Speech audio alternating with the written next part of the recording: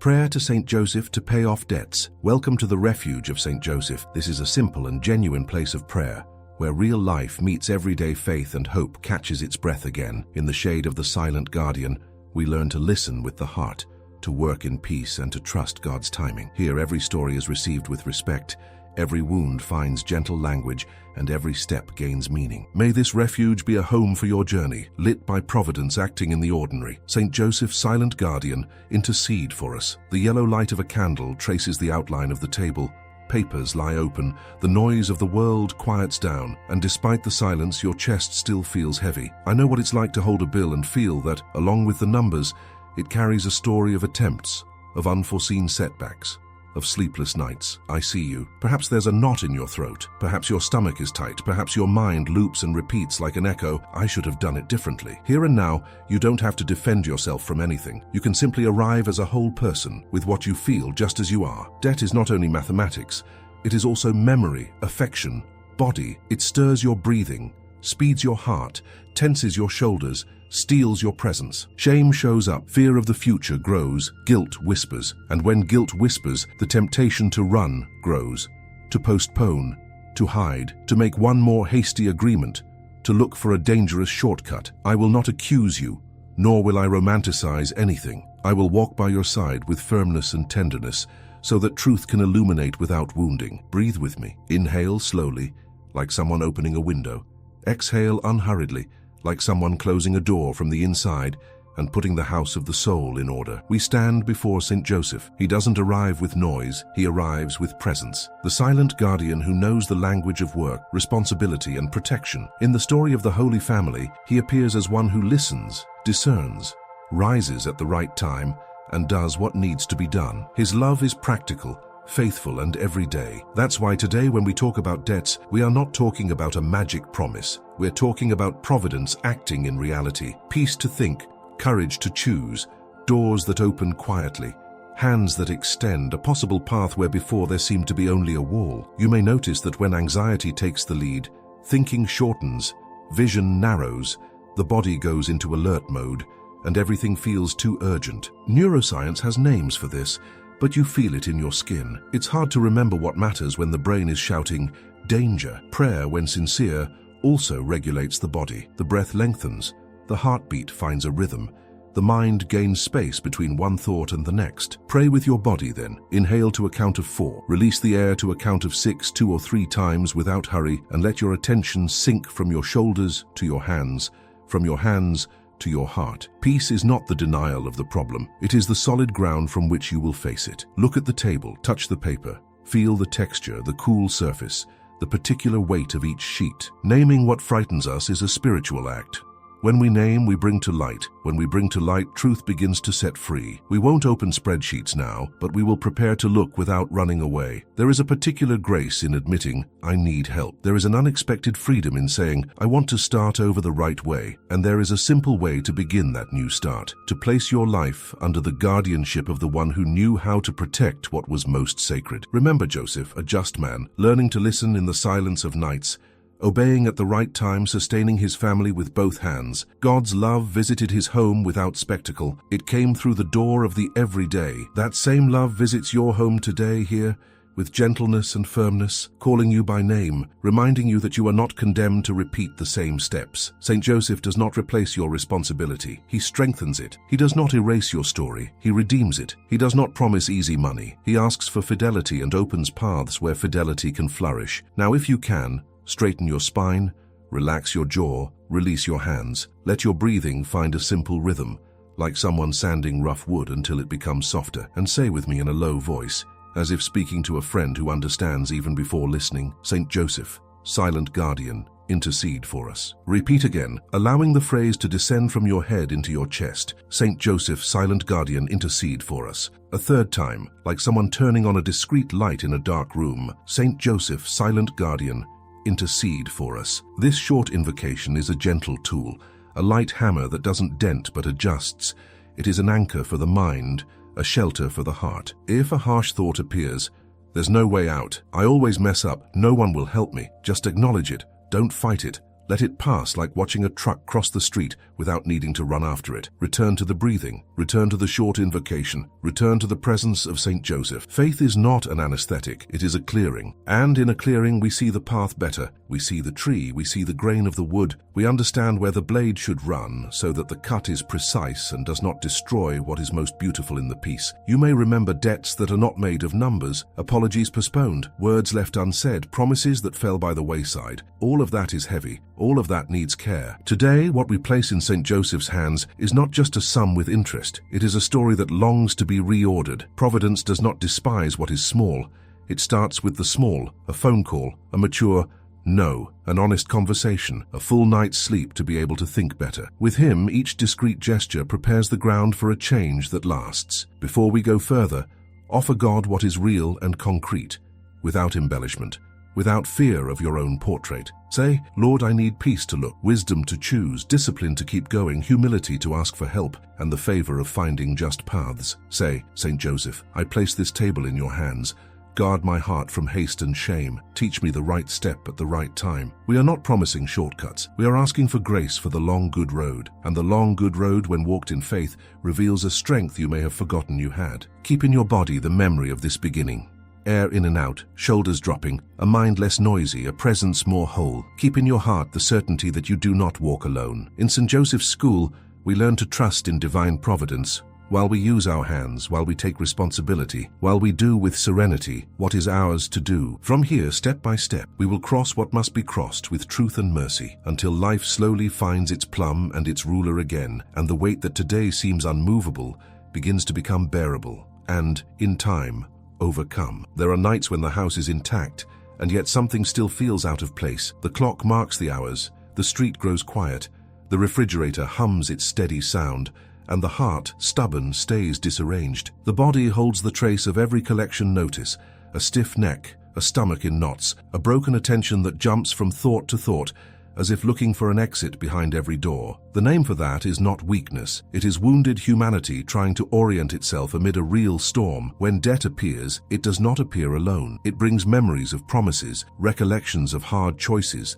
marks of an economy that sometimes doesn't respect the time of work, a feeling of always being one step behind what might be possible. To recognize this picture fully, without shortcuts and without theatrics, already begins a kind of rest for the soul, a necessary truce between you and your own story. There is a silent phenomenon that happens inside when fear stretches on. The mind starts to watch everything. The heart races, the breath shortens, and the world narrows, as if there were only the now, and an urgency demanding impossible answers. Neuroscience calls this the survival response. Spirituality calls it a desert. In both cases, the landscape is arid and the thirst is real. What faith offers is not a denial of the desert, but a well, a simple place where water begins to flow again, where words gain the weight of truth, and the body, little by little, regains its cadence. In that well, what is intimate and what is sacred meet. There aren't two lives, one spiritual and the other financial. There is one life visited by God exactly where it hurts, exactly where it lacks,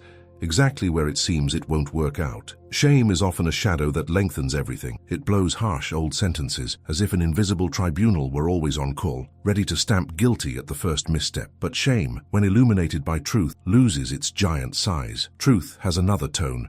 It does not humiliate. It reorders. It does not expose to wound, it reveals to heal. It does not point a finger, it extends a hand. And here we encounter the heart of St. Joseph, this silent guardian capable of sustaining what he loves without fuss, able to guide without shaming, able to protect without imprisoning. When we think of him, something of the weight shifts. The story ceases to be only a sequence of failures and begins to be read as work in progress, living wood that still accepts plumb, ruler, and care. The context of faith is not an ornament placed on top of the facts. It is the discrete ground beneath our feet. It reminds us that providence is not a magic trick, but God's faithful presence leaning toward our reality and proposing paths. It happens that, in haste, we confuse providence with spectacle. We expect a neon sign and miss the gentle glow of what is possible today. In many stories, what transforms is not a grand occurrence, but a peace that returns, an unexpected favor before a creditor, a work opportunity, a conversation that opens, an insight that organizes the accounts inside. That is not little. It is the kind of miracle that grows quietly, like leaven in the dough, like a dawn that asks no permission. There is also a deeply human fact. When someone feels seen, the body unarms, the mind expands, hope returns to ask useful questions. That is why validating pain is not complacency. It is a step toward healing. Naming anxiety as anxiety, not as destiny. Reading guilt in the light of learning, not as a sentence. Recognizing error without confusing yourself with it. These are simple but decisive gestures that restore the heart's capacity to listen. And listening here has two senses that embrace each other. Listening to what is actually happening in one's life, and listening to God who whispers within, calling by name, reminding you that your dignity remains whole even when the figures look broken. The Christian tradition recognizes this movement with old words: prudence, justice, fortitude, temperance. Big words. Humble life. Prudence to see with serenity. Justice to honor agreements and repair when possible. Fortitude to sustain choices over time. Temperance to tame the impulse that promises relief and only increases the bill. St. Joseph embodies all of this in daily routine. He does not appear as a town square hero, but as an everyday man who dreams, discerns, rises, works, protects. In his presence, faith takes on the scent of wood. The sacred wears work clothes, prayer finds a table to sit at, and something real to talk about. And when pain tightens, and everything around demands haste, this context of faith remembers that the soul, to choose well, needs a pause between the fright and the response. That interval is precious, almost always silent, and it changes the course of words before they leave, changes the course of steps before they rush. Science recognizes the value of these intervals for reorganizing the nervous system. Prayer recognizes in them a visitation. When the visitation comes, the house of the soul straightens. The chairs move back near the table.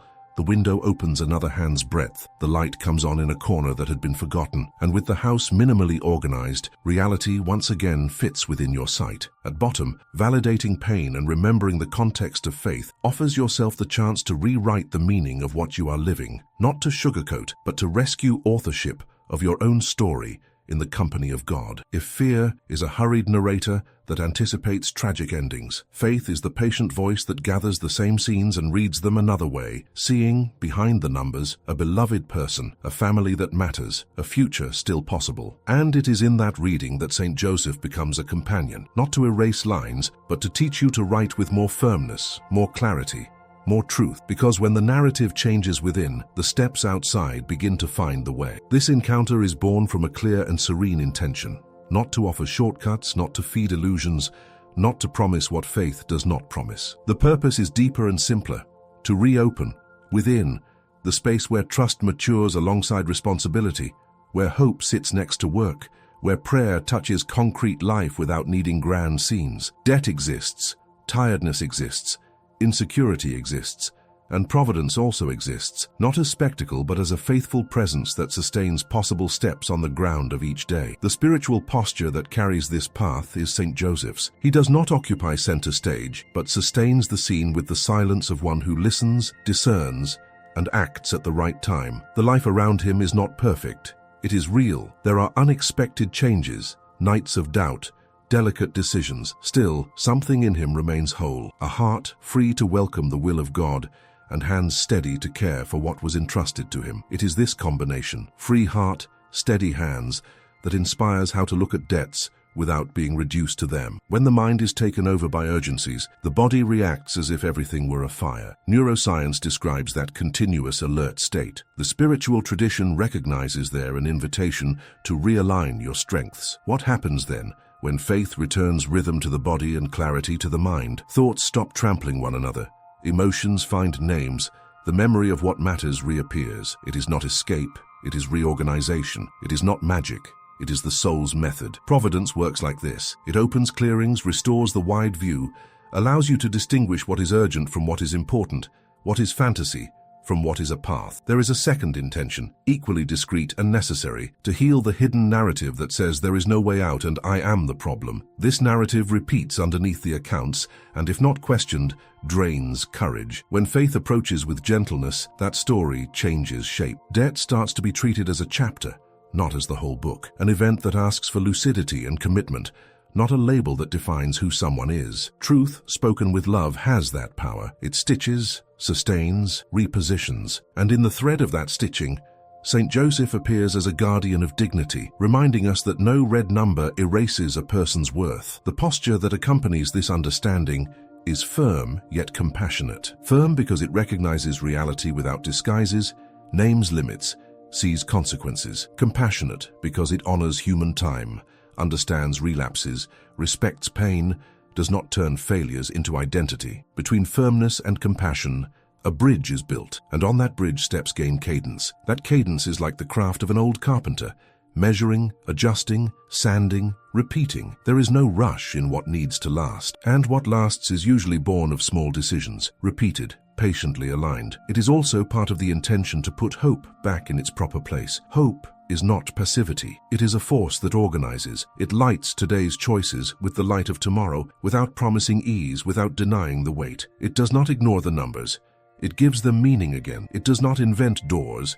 It helps you see the ones that already exist. Often grace shows up as lucidity, an agreement that proves possible, an expense that loses its charm, a job that finds a path, a heart that can sleep. The miracle, then, has the face of reality, when reality becomes habitable again. On the horizon of this intention, prayer ceases to be a gesture apart from daily life and becomes a breath that carries the day. When prayer recalls what is essential, attention aligns, affections become calm, the will is strengthened. The body responds, the mind is grateful, the spirit rises. This integration, body, mind, and spirit, sustains choices that are more just and more stable. It is the kind of transformation that doesn't boast but endures. It is as discreet as the growing morning, as the sap rising, as the work that in the end leaves the wood ready to fulfill its purpose. Finally, this spiritual posture recognizes limits without surrendering to them. It acknowledges wounds without making them a dwelling. It recognizes mistakes without turning them into destiny. St. Joseph's gaze helps keep your feet on the ground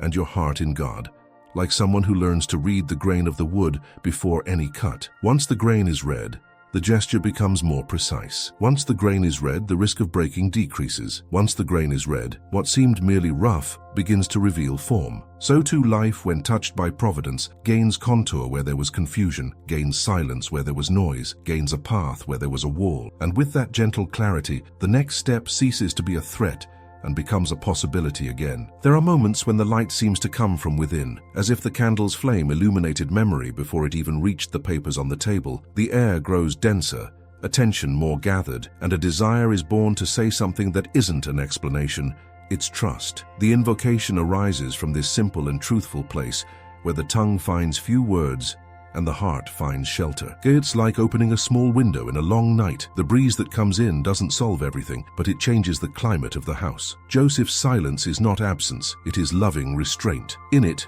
the noise of fear diminishes just enough for reality to be heard without distortion. Silence here does not hide. It organizes. It does not delay. It sustains. It does not paralyze.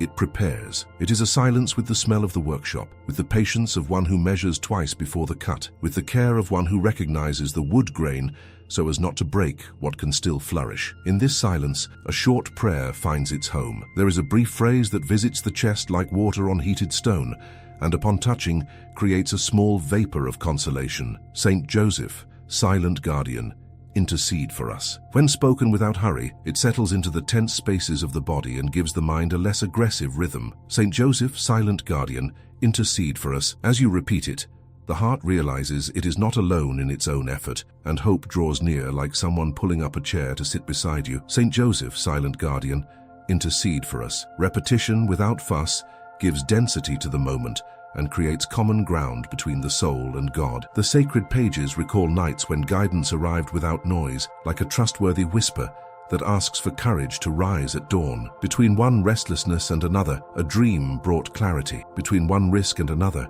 a decision was confirmed. Joseph's line runs through these scenes like a steady thread that passes through fabric without tearing, uniting edges and safeguarding what is fragile. That same thread, today, desires to run through your story, without spectacle, with fidelity. There is also a deep human sense in this short invocation. Simple words repeated with affection become an anchor for a tired mind. It is as if the phrase held the edge of the present, keeping thought from getting lost in threatening scenarios that haven't happened yet. The body responds, and that response is concrete. The shoulders drop a little, the jaw relaxes, the air comes in more fully and leaves more slowly. Attention, which before leapt like a spark, returns to being a steady flame. Prayer then participates in integral care. It consoles the soul while returning to the body a rhythm that favors lucidity. Within this care, the table takes on another meaning. Touching the paper no longer triggers the same startle.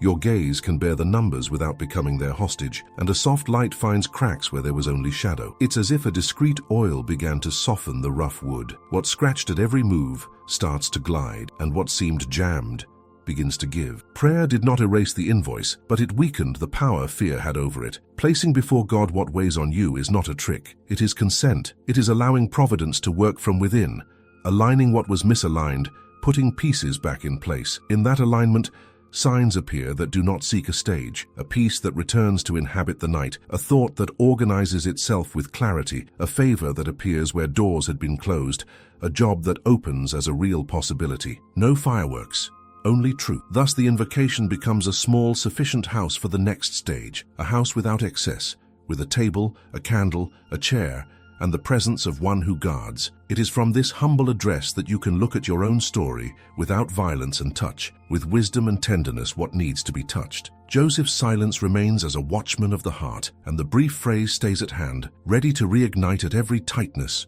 always with the same gentle meaning, always with the same fidelity. When financial fright crosses the threshold, the body is the first to react. The heart jumps to your throat, breathing shortens, your gaze searches for exits like feeling your way in the dark. Anxiety puts on a cloak of urgency and whispers that everything must happen now, that only a grand gesture will save the day. In that climate, providence risks being mistaken for spectacle, as if God needed to prove love by dropping a safe into the backyard. Faith, however, speaks another language. It does not deny necessity, but restores the tempo. It doesn't invent shortcuts. It reveals paths. It doesn't promise instant relief. It offers faithful presence. It is on that ground that haste starts losing its place as counselor, and the soul finds time to hear what is true. Shame, when it arrives, casts long shadows. It rewrites your biography in a few harsh lines, as if the value of a life could be summed up by a balance or a sequence of unhappy decisions. Close behind walks fear of the future, projecting dark scenarios and convincing you that nothing good can be born from here. Beside them goes guilt, which tends to speak loudly when the heart is tired. Validating these wounds is not agreeing with them. It is recognizing that without naming what hurts, pain takes over the whole room. When shame is recognized as shame, it shrinks. When fear is seen as fear, it loses the mask of destiny. When guilt is treated as a signal, it becomes learning. The soul breathes again, and reality fits back on the table. There is an old mechanism deep in the chest that, faced with danger, seeks quick exits even if they are costly afterward. It is the impulse to put out fires with the first liquid at hand, without asking whether it's water or gasoline. In financial life, that impulse can take on seductive names, promises of easy gain, games that mimic hope, shiny offers that hide shackles, credit that seems like a breather and turns out to be a trap. Behind each sparkle, there is almost always a contract in fine print, and behind the contract a weariness that accumulates. When the soul hurries, perception narrows. When perception narrows, freedom diminishes. That is why providence prefers gentle light. It restores breadth to your gaze, and with breadth returns choices. At this point, St. Joseph's figure sheds a particular light. He moves through his own story, not with theatrical gestures, but with daily fidelity. His silence is not emptiness, it is listening. His decision is not impulse, it is discernment. His movement is not flight, it is care. Therefore,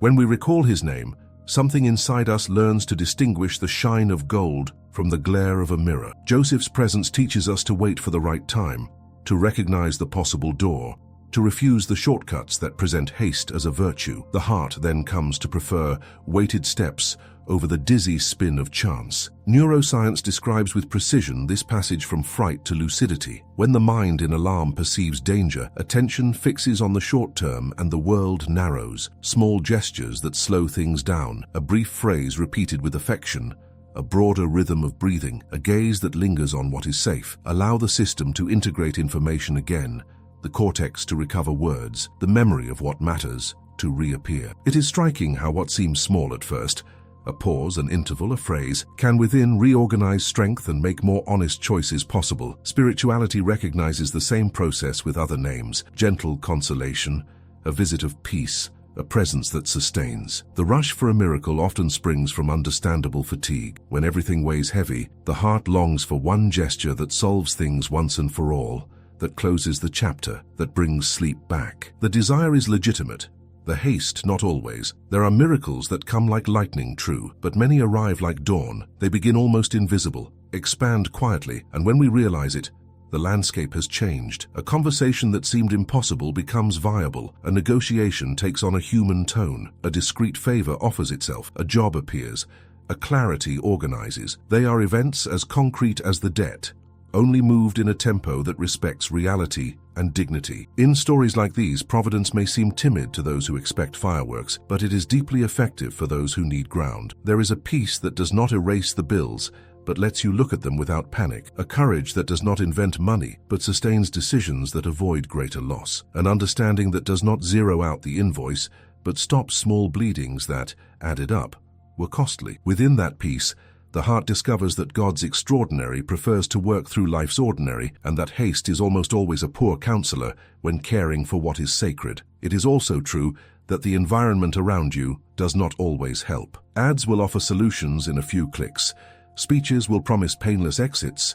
Acquaintances will suggest paths that shine quickly. Inside, the soul may wobble, because the shine waves the immediate relief the heart wants. Even so, there is an ancient knowing that resists. Goodwood responds to just work, and just work calls for measure, patience, and time. Where there is fanfare, be suspicious. Where there is sobriety, trust. This discernment does not arise from despising the desire for relief, but from caring for a future that deserves to endure. With the weight recognized and haste named, something essential happens. The possibility returns of choosing from what is true, not from what is merely urgent. It is a return to your axis. Shame loses the power to direct the scene. Fear stops writing whole scripts. Guilt converts into a compass for learning. In the place of impulse grows clarity. In the place of shine grows consistency. In the place of despair grows a hope that does not shake with the first wind. St. Joseph's presence, discreet and steady, serves as a reminder. Providence is never late. It matures. It does not confuse. It guides. It does not humiliate. It lifts up. And so the initial pain does not define the path. It only marks where you are starting from. The chapter doesn't end in haste. It ends in everyday fidelity, in that cadence that unites head and heart, responsibility and trust, reality and promise. In the wake of that cadence, your story itself begins to take on another shape, and what looked like a wall becomes a passage, without fuss, without tricks, with the nobility of what lasts. With the weight less hostile and hope more grown up, the heart prepares to recognize with greater clarity what is possible here and now, and what comes as a gift that confirms the journey. There is a quiet agreement that matures the heart when faith and reality meet in the same gesture. Prayer then stops being only words and becomes a way of existing, a presence that reaches your wallet, your clock, your table, the way you treat those who live beside you. In St. Joseph, this agreement gains calloused hands, an attentive gaze, and a serenity that is not to be confused with passivity. Grace visits effort,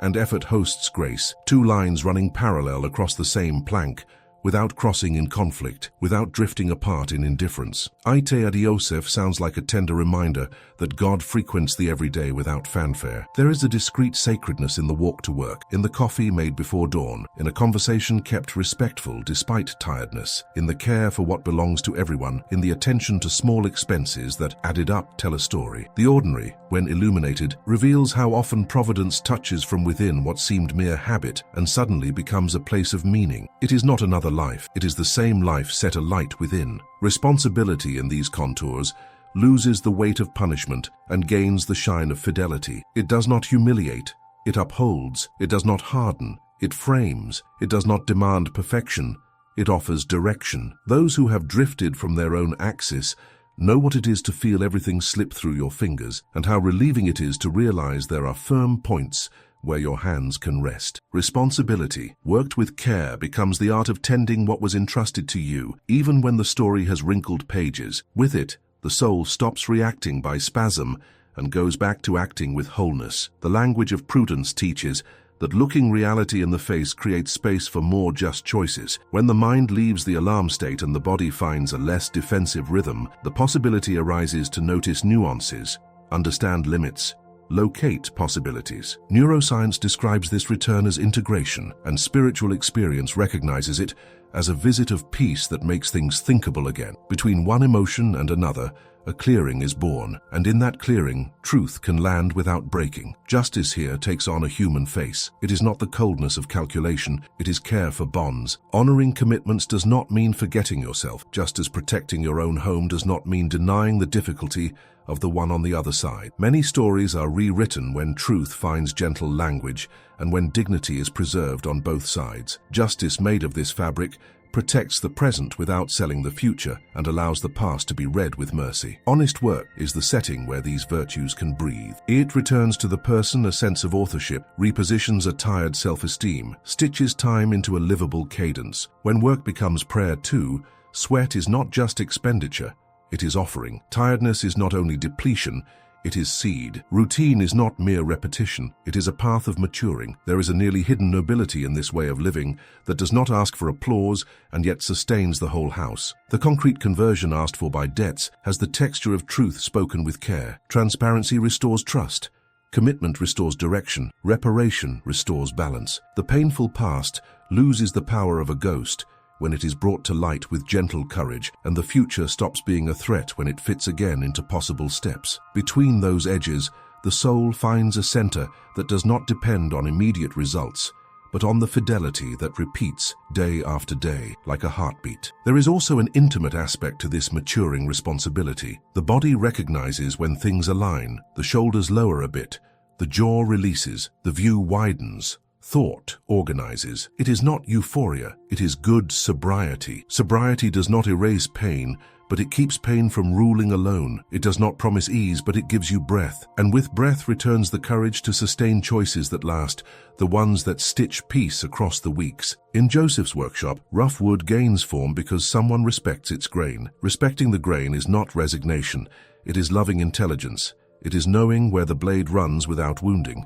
accepting the rhythm that prevents cracks, recognizing that beauty depends on patience. Responsibility in this sense is a loving attention to the grain of your own life. When that grain is read in gentle light, prayer does not stay outside. It strains with you, sustains with you, celebrates each small advance. And little by little, the piece reveals the function for which it was made. In the end, this rarely remembered truth sounds like good news. Prayer and responsibility are not on opposite sides of the table. They sit side by side and together transform the same bread into sufficient nourishment. Grace and effort walk together, and when they walk together, the path that once seemed too narrow begins to widen enough to hold dignity, hope, and a peace that does not depend on applause, only on fidelity. When hope matures, the heart learns to recognize miracles with everyday faces. In many stories, the extraordinary enters through the door of workable agreements, through the human gesture that opens, through the deadline that breathes, through the discount that appears like a lamp lit at the end of a hallway. Some describe this as coincidence. Those who pass through it from within perceive something else, a weave of small favors that,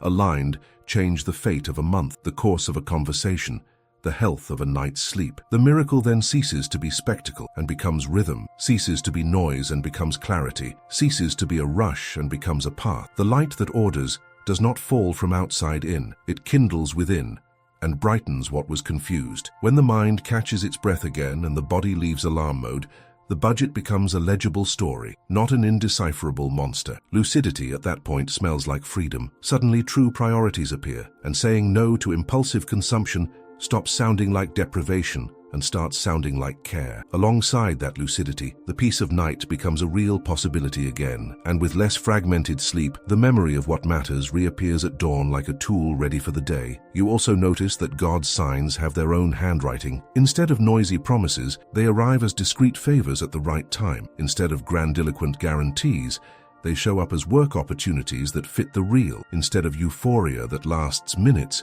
they deliver steadiness that sustains weeks. There is a serene contentment in this way of caring, not a contentment that closes its eyes, but one that opens them with more gentleness. The soul then reads its own story as someone who sees, beneath the surface, a vein of providence running through events and orienting them without force, like someone who knows where the wood needs more support and where it can already bear weight. In the workshop of the soul, the rough piece of reality takes shape with simple and precise instruments. The plumb line of faith is not there to decorate the wall. It is there to reveal how far the structure has tilted and how much it needs to return to true. It does not accuse, it guides. On the other side, the ruler of the budget neither shrinks nor stretches the facts. It measures with gentle honesty, offering proportion and limit. Between plumb line and ruler, the piece already straightens a little, and the eye again recognizes beauty in what had seemed only crooked. The sanding of daily work has the cadence of care that endures. Sanding is not punishing the wood, it is revealing its smoothness. Each repetition, instead of emptying,